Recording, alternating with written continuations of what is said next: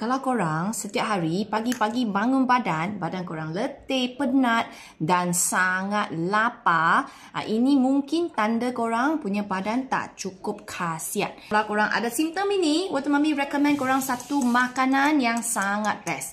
So makanan ni bukan sahaja dia tak ada gula, tak ada gluten, tak ada susu, tak ada perisa, pengawet, pewangi, pewarna, semua bahan kimia dia tak ada.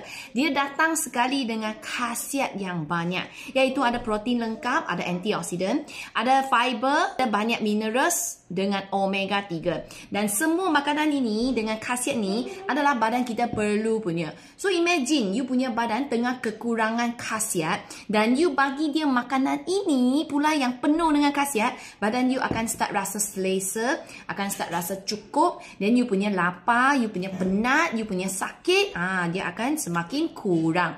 So makanan ni adalah makan apa? Sedap, senang buat je kawan-kawan. Bukan saja dia senang buat, seriously sedap. Ini I buat perisa kopi. Dia hanya perlu beberapa barang saja. Dalam masa 1 minit pun tak sampai. You boleh je buat ini sebagai korang punya sarapan. So you tengok kalau sepanjang hari korang punya perut selalu lapar waktu bila. Kalau pagi-pagi you jadikan ini sebagai sarapan. Kalau sebelum tidur, selalu kan kadang-kadang kita sebelum tidur asyik je rasa lapar. Jadikan kita punya diet ni ke laut. So korang jadikan ini sebagai dinner. Dia macam tu, okay? So korang boleh grab set sahur sehat ini. Korang akan dapat 2 black soy dengan 1 flaxseed. Dia ada 3 perisa. So kalau korang beli 2 black soy dengan 1 flaxseed, ini ialah perisa original. So dia bukan warna ni lah. Ini ialah perisa kopi. So hantu kopi ambil je perisa kopi. So ambil macam ni punya set. So korang yang hantu koko ambil koko punya set. So dia ada 3 set. Semua set ini boleh makan 1 bulan. Okey, badan kita kalau kekurangan nutrisi bukan 1 hari, 2 hari, 3 hari punya cerita. Ini ialah kita kompor sampai you rasa asyik je lapar, asyik je tenaga tak ada, asyik je rasa letih, badan je sakit. Ini semua kompor punya.